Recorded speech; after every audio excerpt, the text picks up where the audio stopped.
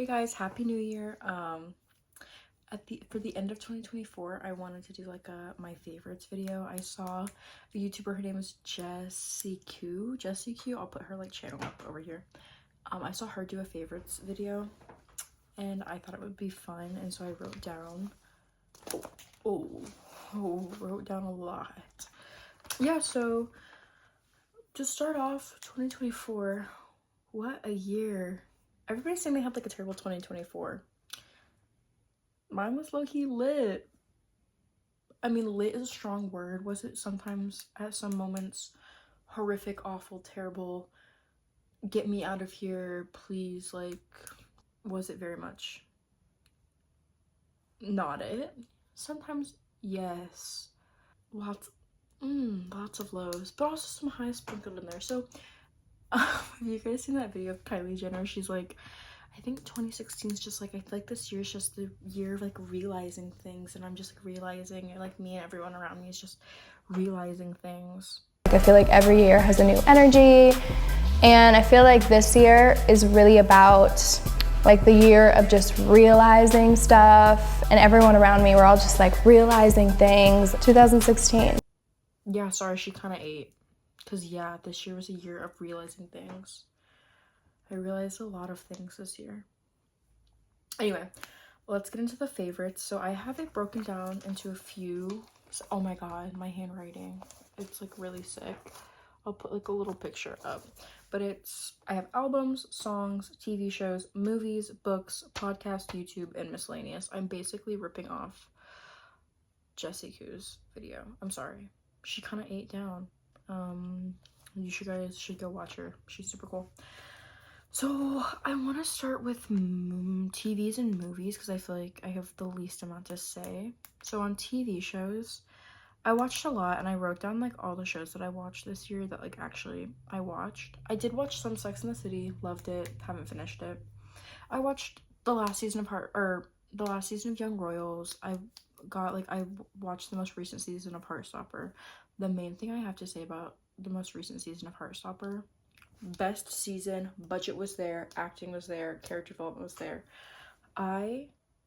Well, let me ask the audience. Let me ask the audience. I don't play about Heartstopper. I really don't. And they were not playing with us this season. If you haven't watched it, okay. If you haven't watched it, I'm not saying that it's the first two seasons are a struggle. I'm just saying there's a big improvement between season 2 and 3 because the budget, I think, was like finally there. I don't know. I love Heartstopper, and this season was so good. Please watch Young Royals season 3. I mean, I like low-key need to rewatch all three together because in my head I can't piece all the plot lines together for season 3. But I mean, gooped and gagged, yeah. I watched English Teacher, which came out on Hulu. So funny. My mom was watching AP Bio the other day. I'm like, girl, English Teacher is what AP Bio wanted to be, I think. English Teacher is so funny. Brian, what's his name? The creator and star of it, so funny. Like, the writing is so funny. The characters are all really funny. Trixie Mattel's in it. That's why I watched it. Right. And we'll get into Trixie later. Dead Boy Detectives is another show I watched. And Netflix When I Catch You. Netflix When I Catch You. Why did you cancel that show? Okay, I watched it during a pretty rough time this year. Watched it for the weekend that it came out. I watched it. Then the next weekend, the weekend of my prom, rewatched it. Yeah, I was sat. I was strapped in, buckled up, sat. It's so good. It's so cute. I love the characters. Cunty costumes, cunty characters. I literally can't. I'm done. It's so good. It is so good. Please tap in. Following with 2 leads on Instagram is truly heartbreaking because that show was so good, and you can tell that the people on that show cared about that fucking show, and Netflix didn't because it features a gay person. Oh yeah, y'all don't want to talk about it. Some of the writing, I mean, is it cornball? Is it cheesy? Yes. It's about 2 ghosts. It's about two ghosts and this witch girl who loses her memory. What were you expecting? Yeah. Like, let us have fun. You know what I'm realizing this year? I love a stupid ass show. Moving into my next point, I'm watching Smallville. As in Smallville from like the late 90s, early 2000s TV show. It's starring Tom Welling and Kristen Crick. Featuring this plot lines of Clark Kent before he becomes Superman. I am, as of 2 hours ago, starting season 6 out of 10. Oh, right. 10 seasons. Now, place your bets in the comments. Will I get through the show? It's not looking good. I mean, I love a stupid ass show with long ass, but I watched almost all of Shameless. So, if that says anything about me and my taste and my mental health, well, yes. So, Smallville, it's a stupid like teen show. Like but it's so good. Like, I'm not kidding. Especially like I love the second season. I think is the best season. The second season is tea. I really like watching Lex Luthor's character develop, but it's reaching the point. It comes to a point where the Luthor plotline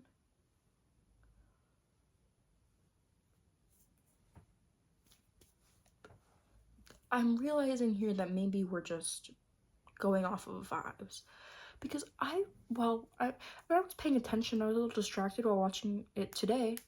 Mama, they're talking about this black box.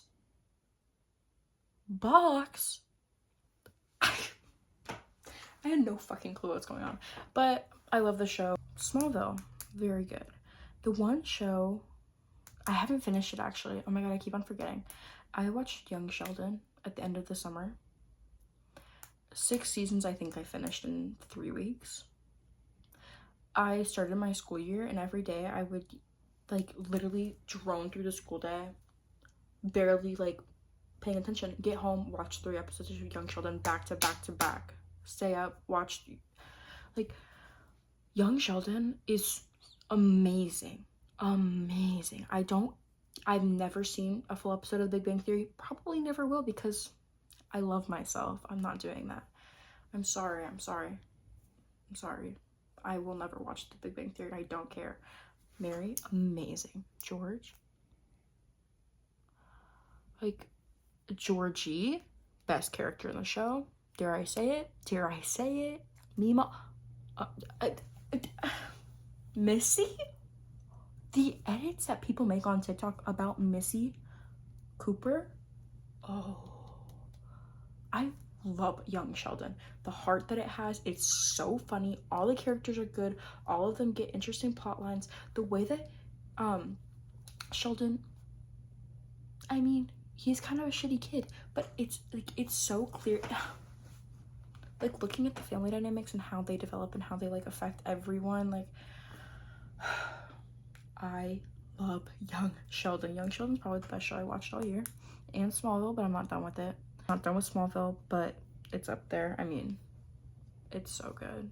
I'm not kidding. And it was to a point where, because the music, especially in the first 3 seasons, are so good. Right now, I mean, the music's flop Tina. They barely have any songs in it. But like, the first 3 seasons, it was very much like late 90s, like early 2000s. Like, they had fucking like The Scientist by Coldplay in there. And I'm like, ugh. Like, don't play with me. Was I looking up Smallville music? Me If I Was Clark Kent, Lana Lang vibes, playlist on Spotify. What can I say? I'm just a girl. So those are my TV shows that I watched this year. Transitioning a little bit to movies. I watched a lot of movies at the beginning of the year, and then I kind of fell off like I always do. Like, I'm sorry, I'm not a movie person. I love watching movies. I love going to the theater in the winter because I'm bored as fuck and I have nothing else to do. During the summer, mama, I'm not going to the theater. I'm just not. But like, I still haven't seen Challengers. That's really the gag of it all. I did see Twisters.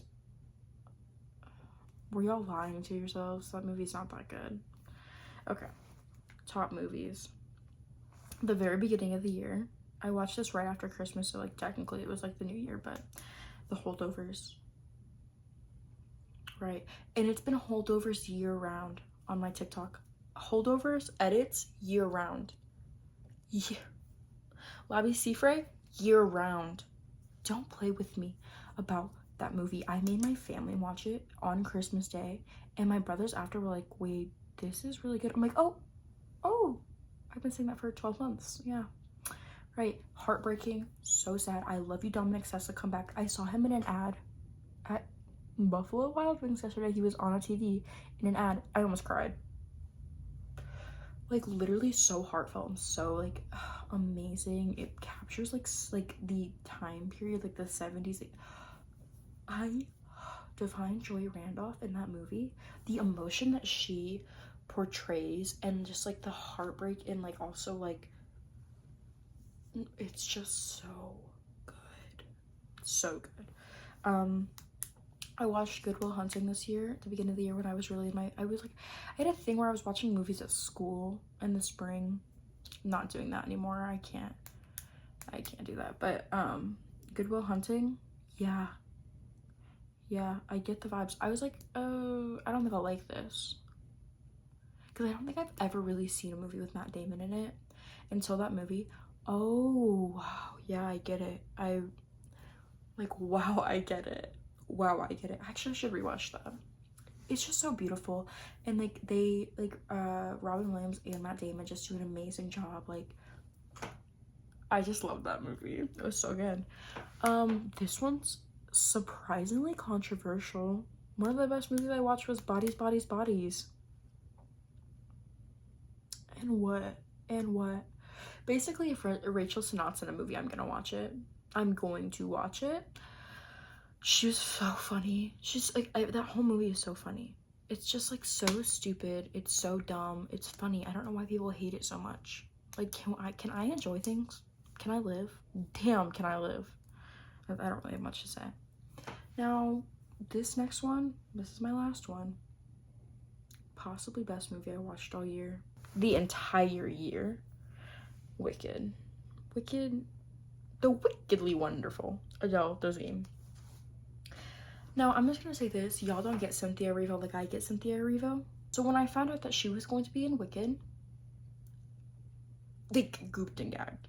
So my friends and I bought tickets a month out. We like planned a day to go. We're dead set. I just want to start with everything about that movie just like was so beautiful. I went in with low expectations, truly, because it's a movie musical. And I had seen the stage production, and so was like one of my best friends. She saw the stage production. We both loved the show. I just wasn't sure how they were going to adapt it to the screen. I just didn't think it was going to be what it needed to be. Now I go in, movie starts, crying. I'm crying. Like the opening song, No One Mourns the Wicked, the Good News, watching Ariana Grande's face in that scene, I'm sobbing. The flashback when they're in the dance and they're like hands up. Hello, I'm crying. I'm sorry. Like I'm crying.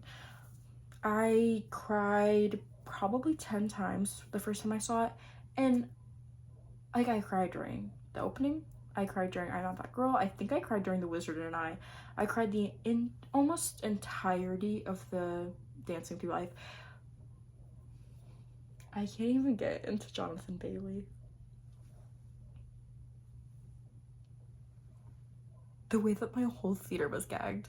All of us were like, I'm like swooning in the theater. I just like everything. I sobbed during the ballroom scene. The ending, guttural sobs. Like when like it's like spoilers for Wicked. I mean, like you should have seen it by now. It's your own fault. When she's falling and she looks up and it's her younger self and her like, oh, I'm already crying. Right.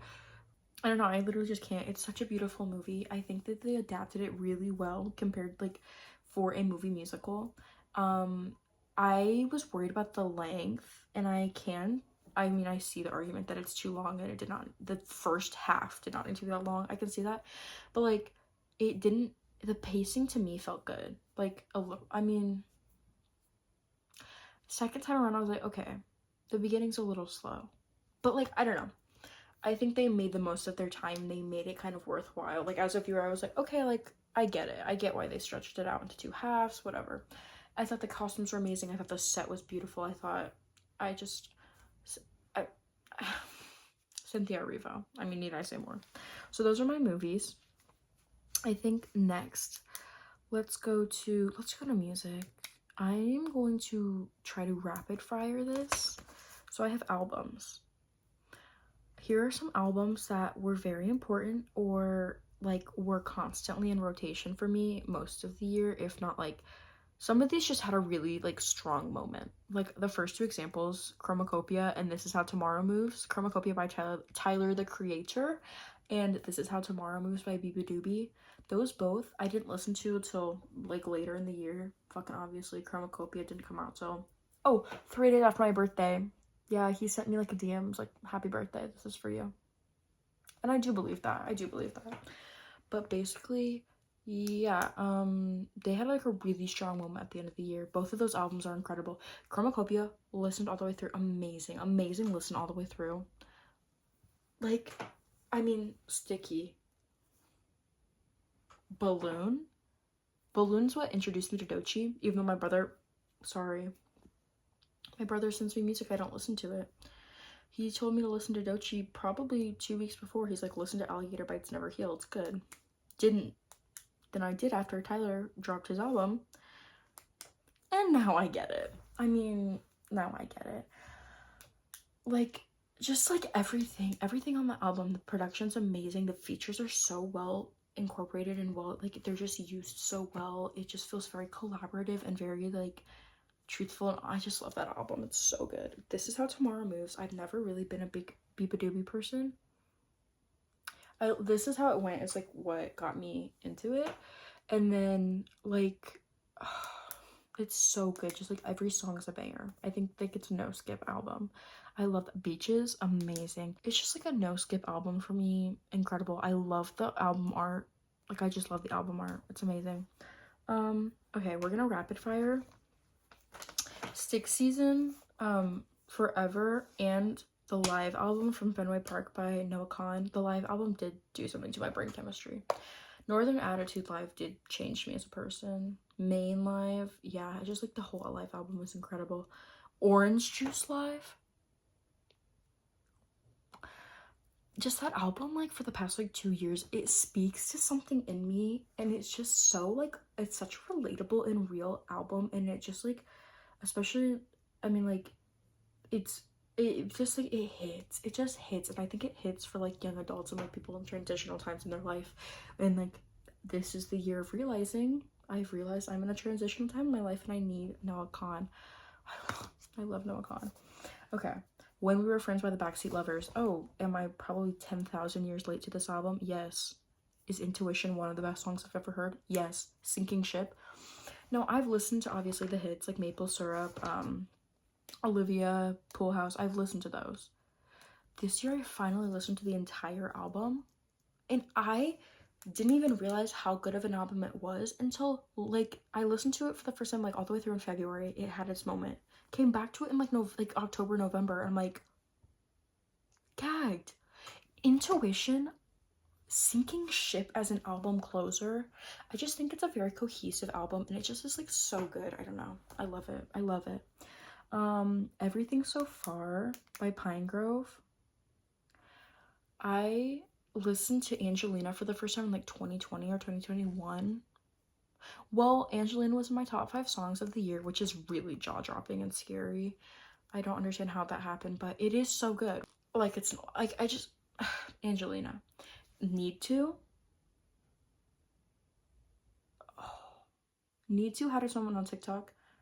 I kept the moment going. Friends, like old friends and new friends, amazing. I love Pinegrove. Next album is Retriever by Kevin Atwater. Kevin Atwater means so much to me in a way that I genuinely can't describe to a human person. Also, like, I forgot to write it down. Everything by June Henry. Everything by June Henry. The Princess Pavement, like, EP, and like the 2 albums that they dropped, or like EPs that they dropped this year, and then they just dropped Infinite Money Glitch, and then like the original Class Pet album. Is that what that's called? Class Pet. Everything by June Henry. Everything. I love you, June Henry. Anyway, Retriever by Kevin Atwater is so good. Just like bangers after bangers after bangers. It's his first EP. And then Downers Grove is also incredible, but like something about Retriever, it has like a special place in my heart because like it's just so like it's very acoustic and very chill, and I just like, well, chill as in heartbreakingly sad and depressing, yes, and that's what I gravitate towards. In the similar vein, How Many by Jake Minch, it has Who's You Are, which is on my top songs, was my top song of the year. Right. Who's You Are is life-changing. How Many is life-changing. Mom's New Car, Heartbreak. It's just sad acoustic songs that have beautiful lyricism and are like so just like everything. They're everything to me. The next 2 are just Phoebe's albums, Punisher and Stranger in the Alps. I finally got over my mental block with Phoebe Bridgers this year. Like something about her. I still stand by this. Please don't hate me. Something about her aura and her vibe is off. And I don't know how to explain it, but she kind of has a sinister aura to me. Now, does she make some good fucking music? Yes. Did it take me a year and a half to finally get over my fucking self and like finally tap in? Yes. I don't know which one I like more. Recently, I've been tapping into Stranger in the Alps a lot. Like, a lot. And we'll get into that because I'm doing songs next. But Punisher, like mostly through the year, I listened to so much of Punisher. Like it was like always on rotation. So yeah. I will say I don't have a Mitski album on here, but like I would probably say I listen to Bury Me at Makeup Creek. Oh, she's right behind me. Be the Cowboy, and not Retired from Dead. The Land is Inhospitable, and So Are We. Like those I think are the most listened albums from this year. But I don't think, like, I literally cannot express to you guys how much I listen to Mitski and how much every single album matters to me and how all of them are good, and I can't rank them. And I could rank them, but I can't, like, I just can't. Like, they're all so important. They all are amazing. So just generally my favorites of the year, Mitski, just generally. Now we're gonna transition into songs, and I'm gonna try to pick songs that were like from the same artist. I tried to narrow shit down, guys, I promise. Okay, so I talked about How Many by Jake Minch. Who's You Are from that album, it was my top song this year. Who's You Are by Jake Minch was life-changing for me. Like I can't even express it any other way. It was just life-changing. Another one, Funeral by Phoebe Bridgers. I didn't listen to this song until October. It did change my brain chemistry. It did. Like, Jesus Christ, I'm so blue. Oh my god. Like, she, like, I think she dug around in my brain and, like, plucked out, like, words and then, like, threw them on paper and made a song. I swear to God, if that makes any sense. Ribcage by Kevin Atwater. While this is not on Retriever, this is one of Kevin's newer songs. I think he released it this year. Ribcage is so good, and it's just so real. Like, and it is me. And it's like a upbeat song, but lyrics are heartbreaking and depressing and so sad. So sad. But the beat is like upbeat and like but I don't know. Like, you know? Love a song like that. I was super into A Lot's Gonna Change by Wise Blood. Really, I put that on there because first 6 months of the year was probably one of the most influential songs and was what kept me grounded during crazy times. So A Lot's Gonna Change by Wise Blood, need I say more? Like, truly, it's just like so universal and so like comforting, and just like comforted me when I was like, a lot was changing and all gonna keep changing. and it's okay. Okay. To Rest by Maya Hawke.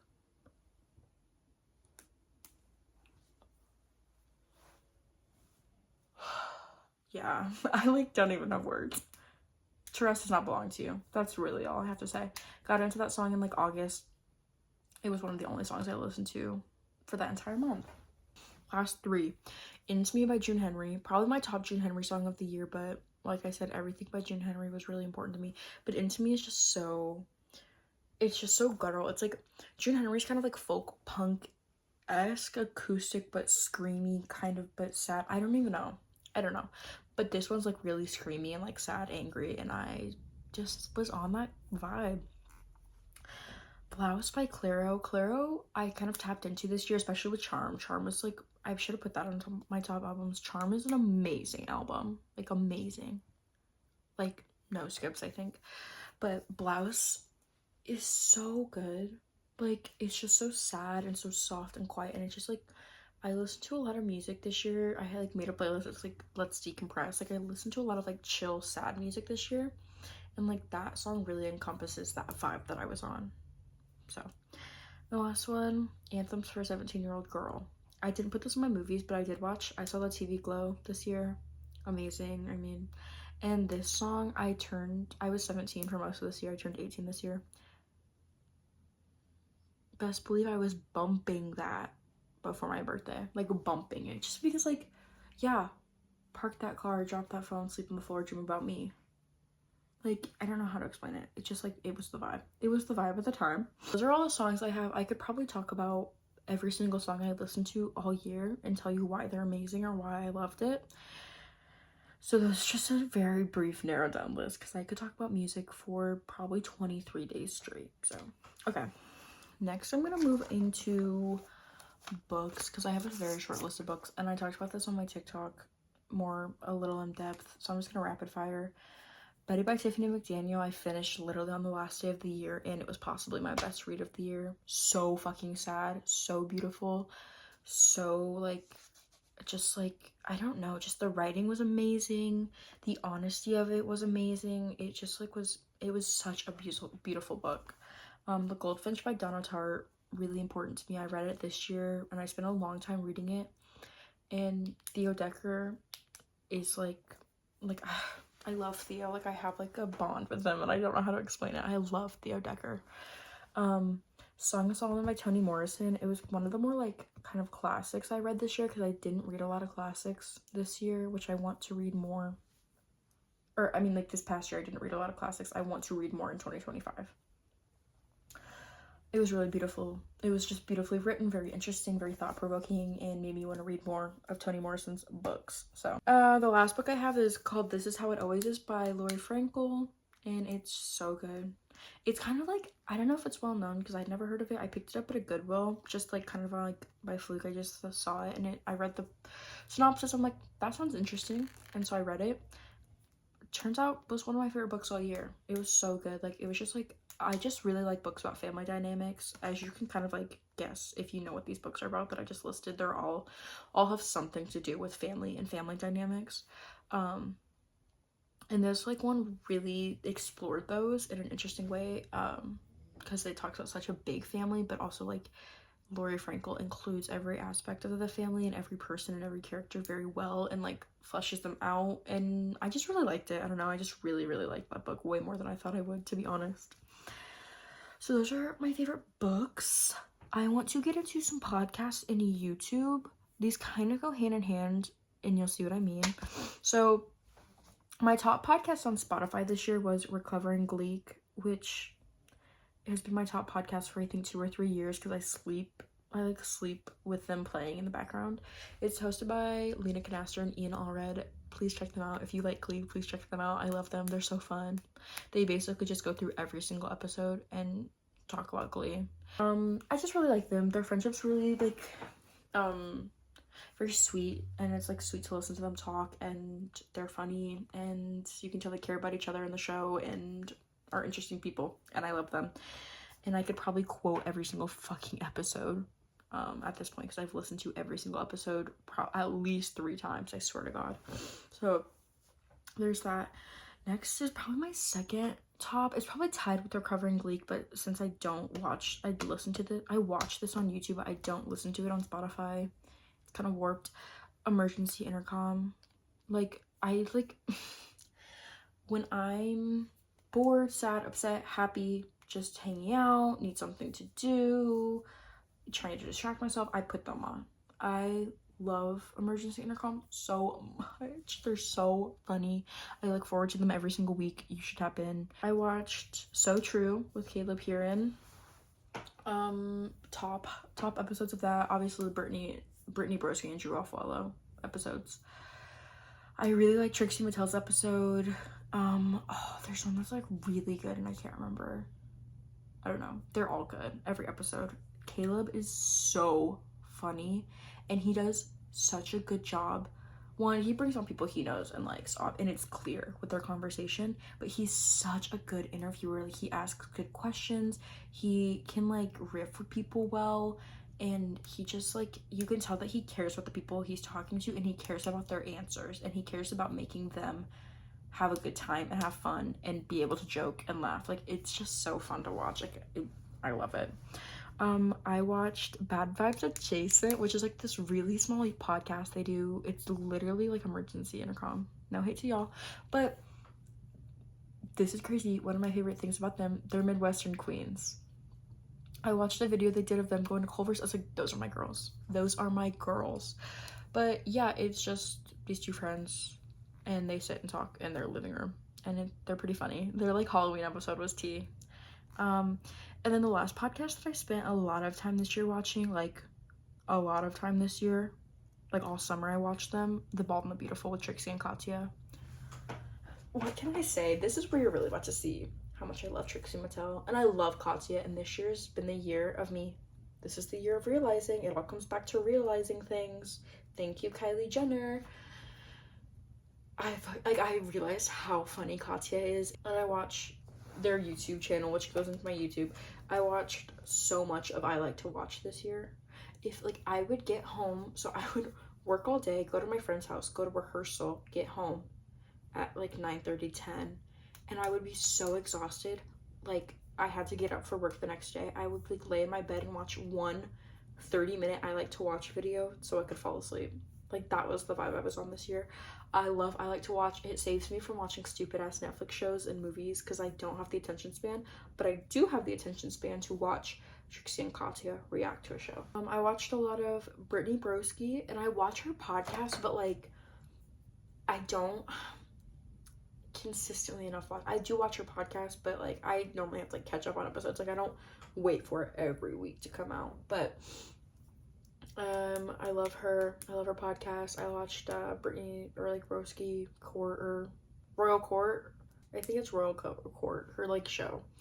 I'm so proud of her for that. I've been watching her for a long time. Basically, like since the kombucha meme, I started following her on TikTok, and then like I've been like consistently actively watching her on TikTok, Instagram, and YouTube for like 4 years. I love her, and I'm really proud of her for getting that show. And the Timothy Chalamet collab changed my life. That changed my perspective on life. Anything is possible. I realized Kylie Jenner dating Timothy. I realized I love Timothy Chalamet, and anything is possible if you set your mind to it. And Timothy, go get your woman. I mean, what are you doing with Kylie? Go get Brittany. Like, I don't know. What else did I watch this year? I watched Enya, Drew, and Josiah. Enya Mansour, Drew Phillips, and Josiah. I don't even know Josiah's last name. That's crazy. Anyway, their Midnight at McDonald's videos. I think like Drew did some vlogs this year. I think Enya did some vlogs this year, and I watched like Josiah's like what did he do? His colonoscopy vlog, I think, or no, yeah, his colonoscopy vlog. The three of them together are so funny. I love when Kai's there. I watch Kai's YouTube videos, but he only posted like 3 times this year. Oh, some of the funniest YouTube videos I've ever seen in my life. Like him falling down the stairs, actually, I think I rewatched that video 20 times within a week of it coming out. Anyway, I love them. They're so funny. I like watching their dynamic. And also, like, not even that they're funny, it just like is really comforting seeing like such a solid friend group like, and they're like entering their like real adulthood. Like, they're all like I mean, Josiah's younger, but like Drew and Enya are both like 25 or so, or like kind of like entering their like later 20s, and seeing that they like have like such strong friend groups and like a core group of friends like makes me very excited to get to that part of my life, you know? And like I just want to be them. Like, I love them. I watched a lot of Jack Edwards this year, especially near the end of the year. I refound my love of like YouTube, I think, other than podcasts, because all I do on YouTube is watch podcasts. And then I was like, wait, there's other things for me to watch. I realized there's other things for me to watch, like Jack Edwards. I've been watching Jack Edwards for 2 to 3 years, and I love him. He has 2 book channels. He has his main one, and then like his kind of like, it's called like Jack in the Books is his other one, and they're just like, he just like reading celebrity recommendations. He like has this whole ongoing series of him building his home library, and it's so interesting.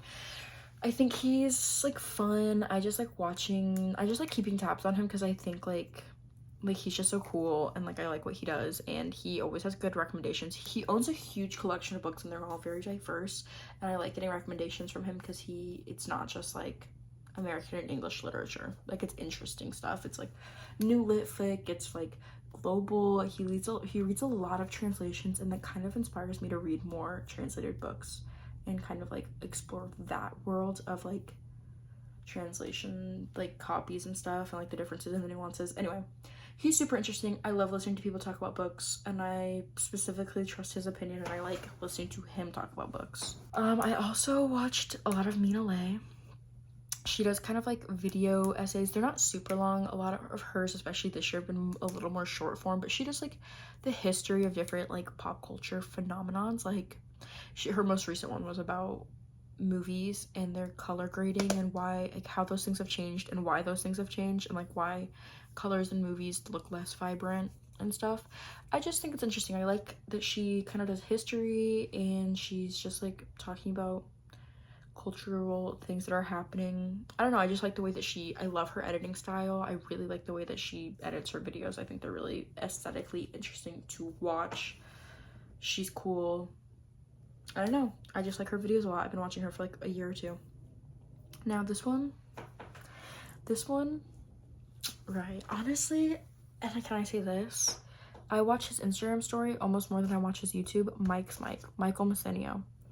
I've been watching Mike's Mike and the comeback of jumping in the elevator. Oh, comeback of 2 episodes, I think, of the podcast. Yeah, Mike, I'm waiting. I've been watching Michael Masenio since 2018, I think. I swear to God. Oh my God. Maybe 2019. A long ass time though. Like, a long time. He did like his Lost series this year, I think. He recently did he do Gossip Girl and Pretty Little Liars, or has he just done Pretty Little Liars? I don't remember. He did his Glee recap. He has shifted. I mean, he still talks about like movies and does like shorter form videos, like talking about like fun movies, which he just like came out with one about like Cars 3 or something. But he transitioned into like long form deep dives into shows, and I'm gagged, mama. I'm gagged. The production, the time that he spends like putting like into it. He's talked about recently that he's like writing movie scripts. I love him. He's so funny. He's so interesting. He's very cool. He just like is an interesting person. I love his style. I like listening to him talk about basically anything. Mike, please bring back the pod. I would listen to you talk about anything. I swear to God. Yeah, please check him out. Mike's Mike. Amazing. Like, truly amazing. I love him so much. Anyway, so that's my YouTube, guys. We're in the final stretch. I had to do some miscellaneous things, and I think I need to get like props for this section. Okay, here's my miscellaneous section. It's my last section. This is just some rapid fire kind of things that I've been loving recently, like loving this year, that were really big highlights of the year, very influential, crucial in my development. Just those things. Number 1, cold brew. I've always been a cold brew drinker. I think it's because I've been drinking coffee since I was 8 years old, and I've been looking for like a little bit of a kick. And I have been drinking, I love cold brew so much. I drink like an unhealthy amount of coffee in general, but like an unhealthy amount of cold brew. I've basically switched over. I don't get iced lattes. I get cold brews and add syrups if I want like a flavor. It's been sick, but I mean, it's delicious. What can I say? I've gotten more into gold hoop earrings, specifically this pair of sad Ross gold hoop earrings that I need to retire. I do plan on getting other ones because I've kind of grown to not like this size, but I like these divas got me through the year. I finally kind of switched to being mostly gold jewelry, even though I do like switching it up to silver depending on the outfit, depending on the colors that I'm wearing, but I basically like switched generally to gold jewelry this year, and these gold hoops have carried me through the year, truly. Oh my god, wait, this is so sad. Okay, so one of my favorites is my car keys, and I need to show you this because I don't know who gave this to me, but I have a hot pink carabiner. Can we just like give it a moment? You might notice there are no car keys on this carabiner. It is because my car got totaled and I don't have a car right now. So fun fact, very, very sad fact. But yeah, I have this Yas Queen thing that my friend gave me because he found it laying around his house and thought I would need it. This thing that my friends got me in Florida, it's a little turtle, we all have one. My house keys, and then I have crochet hooks. I don't know, I just really like having a carabiner. And I really like that it's pink, and I like how colorful my keys are. And I don't know, I just feel cool whipping them out because they're so colorful and fun. So another few of my favorites, this is gonna be rapid fire. My Aquaphor. Yeah, right. I'm kind of like, I think I'm about halfway through this. I put like a little bit on my face every single night, and then I like use this for my lips. My little lip one is out, I swear to god, because I use it so much. My Converse high tops that I've had for like they're so dirty, over a year and a half.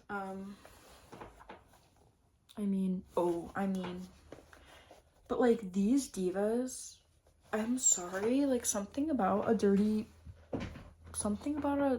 beat the fuck up pair of Converse puts together an outfit for me. I love high tops. I love black high tops. I love the look of like worn in black high tops. But have no fear, guys, I am buying new ones soon. But I'm sustainable. That's sustainability right there. I have been using, here, I'll show it, my Digicam a little, like, quite a bit this year. I've gotten like some good flicks. I got some really good New Year's pics. When I've hung out with my friends, we do like fun little photo shoots. Is it quite possibly the worst camera on the market? Yes. Does the battery last 30 minutes? Yes. But I love her. Okay, this is like another random one. My e.l.f. lip stain. I have it in Power Mauve. I don't have it on me, but it's almost gone. I love that shade, and I love that lip stain. I don't know. It's not super, like, it doesn't last super long. Like, I reapply it a lot, but I also don't think I use it correctly, so maybe it's a user error. But I love the shade Power Mauve and the e.l.f. lip stain. Tap in. My AirPods, which are somewhere. Oh. Now, you guys are gonna get a very short sneak peek. They're disgusting. I use these when I tell you I use them at least 6 hours a day, almost every single day without fail, I'm not joking. The amount of use I get out of these hoes is sick. I've had them for 2 years now, a little over 2 years, because I got them 2 years ago for Christmas. So sick. I love them. I would not survive a day without them, truly. I also, okay, my last like favorites, Alex Consani. Everything she's done, I love her. Every compilation of the funny shit she says, I love her. Like, I just love her. She's my fave. Instagram. I've really tapped into Instagram this year. I love Instagram stories. I love Instagram notes. I love Instagram posts. I love my spam. I love Finstas. I love Instagram comments. I love Instagram so much. And last but not least, it's a nice, good, dirty Dr. Pepper. A nice, cold, dirty Dr. Pepper with just the right amount of lime, just the right amount of coconut cream. You can tell that the fountain had enough syrup and carbon, like, mixture. It's just, like, something about going to Sonic, getting a Route 44 dirty Dr. Pepper, going and swimming with my best friends. Like, I just,